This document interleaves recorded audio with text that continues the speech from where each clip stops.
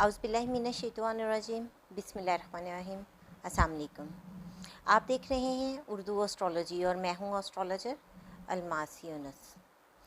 आज की वीडियो जो है हमारी एक बहुत अहम लीडर यानी हमारी सियासी जमात के रहनुमा मौलाना फजलुर रहमान साहब के बारे में है।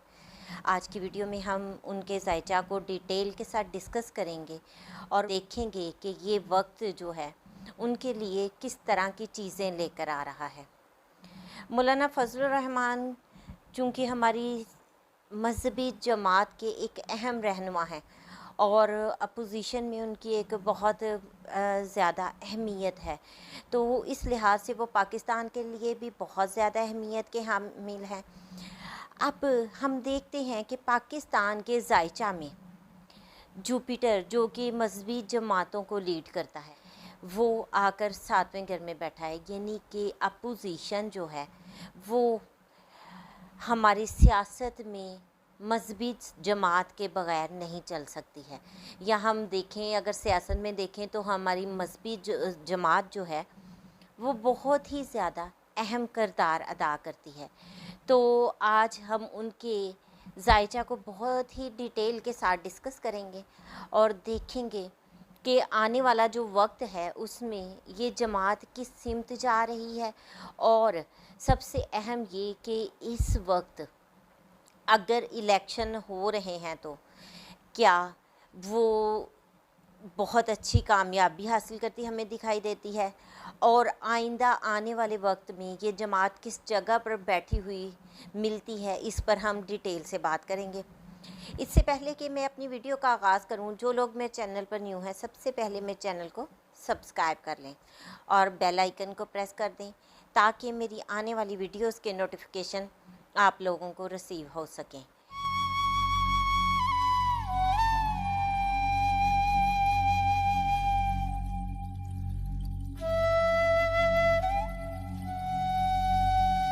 सबसे पहले आप लोगों से बात करती चलूँ कि मौलाना फजलुर रहमान साहब जो कि हमारी सियासी जमात के अहम रहनुमा हैं, इस वक्त राहु जुपिटर के बिल्कुल करीबी डिग्रियों की तरफ बढ़ रहा है। जब से जुपिटर का ट्रांजिट जो है एरीज़ में हुआ है, वहाँ पर ये राहु के बिल्कुल करीबी डिग्रियों पर अब जा रहा है।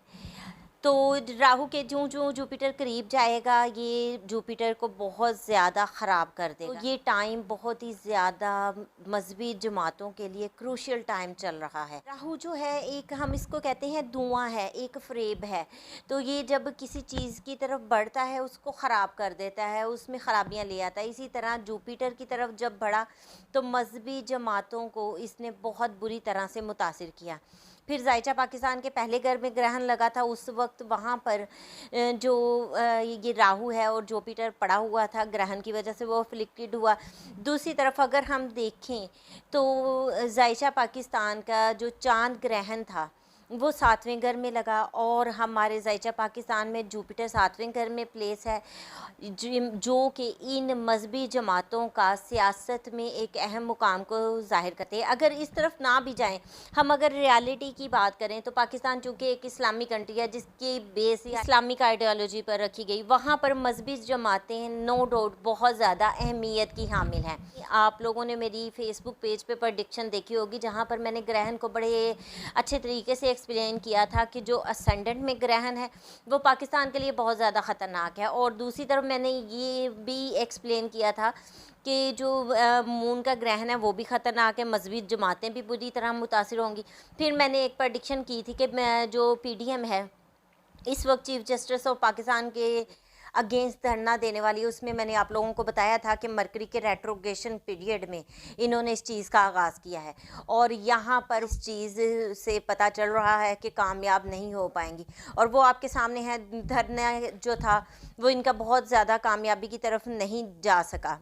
अब इस वक्त अगर हम बात करें तो ये इस वक्त जो ट्रांजिट है वो इनके लिए इंतहाई पैनिक किस्म का ट्रांजिट बना हुआ है, यानी कि इनके लिए बहुत ज़्यादा प्रॉब्लम क्रिएटिंग बना हुआ है।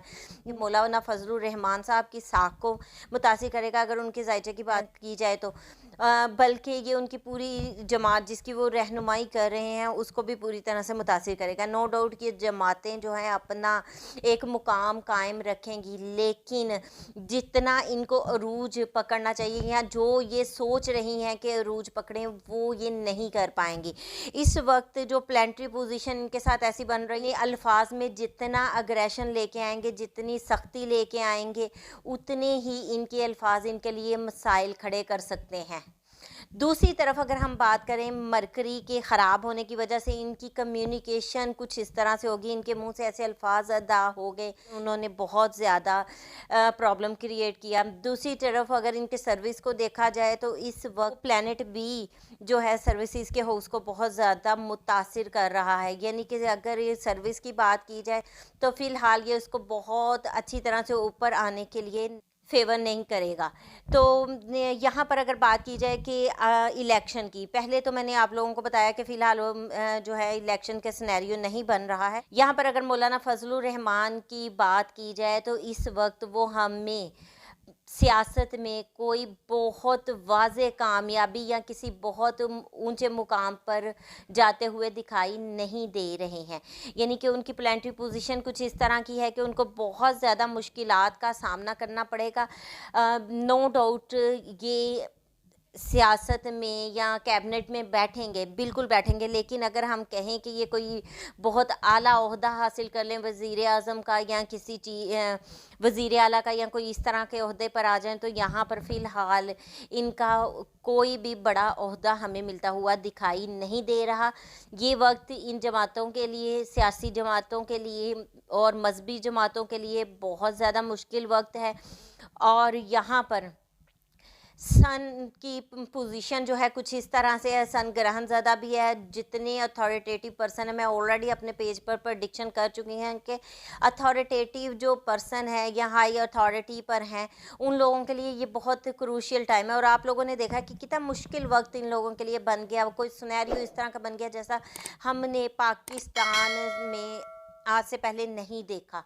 ठीक है, अवाम और हुकूमत आमने सामने, अवाम और इदारे आमने सामने। फ़िलहाल थोड़ी सी ये जो टाइम है ये टफ़ है, जिसमें हमें कुछ ख़ास अच्छी तब्दीलियां दिखाई नहीं दे रही हैं। लेकिन आइंदा आने वाले वक्त में हम जैसे ही ये किरान गुज़रता है, जुपिटर और राहु का किरान गुज़रता है, उसके बाद हालात कुछ बेहतरी की तरफ जाएंगे और कुछ चीज़ें बेहतर होना शुरू हो जाएंगी। फ़िलहाल मौलाना फजलुर रहमान साहब को अब बहुत ज़्यादा अच्छे तरीके से सोच विचार करके चलने की ज़रूरत है। अपनी गुफ्तगू में शाइस्तगी रखें और कोई ऐसा डिसीजन ना लें जो इनके लिए ज़्यादा मुश्किलात खड़ा करे। और अगर हम बात करें इस वक्त इनकी कोई कैबिनेट में बड़ी सीट की, तो हमें हम वाज़े तौर पर कोई बहुत बड़ी सीट इनको मिलती दिखाई नहीं देती है। लेकिन ये ज़रूर है कि सियासत में ये इन रहेंगे, कह सकते हैं कि अपोजिशन में ये ज़रूर बैठेंगे, लेकिन किसी वाज़े अगर सीट की बात की जाए, जैसा कि मुझे पूछा गया था कि क्या ये वज़ीर आज़म या वज़ीर आला की सीट पर आते दिखाई देते हैं, तो फ़िलहाल मुझे ये कोई बड़े ओहदे पर फाइज होते दिखाई नहीं देते। ये तो मैंने अपने इल्म के मुताबिक एक छोटी सी प्रेडिक्शन करने की कोशिश की। जैसे जैसे मुझे आप सबके सवालात मौसूल होते हैं, मेरी कोशिश होती है कि मैं आपको आपके सवालों के जवाब दूँ। उम्मीद करती हूँ कि ये वीडियो आप लोगों को पसंद आएगी। अगर इससे मुतालिक आप लोगों का कोई और सवाल है तो आप मुझे कमेंट में पूछ सकते हैं। मेरी कोशिश होगी कि आपके उन सवालों का जवाब भी दूँ। जो आप वीडियो की डिमांड कर रहे हैं, जिन चीज़ों के बारे में जानना चाह रहे हैं, मैं उनके लिए भी आपके लिए प्रेडिक्शन लेकर आती हूँ। इसके अलावा अगर आप अपने जायजा में प्लेंट्री पोजीशन के बारे में जानना चाहते हैं कि आपकी प्लेंट्री पोजीशन क्या है, आपको किस तरह के मसाइल का सामना करना पड़ रहा है या आपके मसाइल हल क्यों नहीं हो रहे हैं, तो इस सिलसिले में भी आप लोग मेरे से रब्ता कर सकते हैं। कॉन्टैक्ट नंबर स्क्रीन पर आपको शो हो रहा होगा इसके साथ। लेकिन मैं आप लोगों को बताती चलूँ कि ये पेड टास्क है, ठीक है। और टीम को बहुत ज़्यादा आप डिस्टर्ब मत किया करें।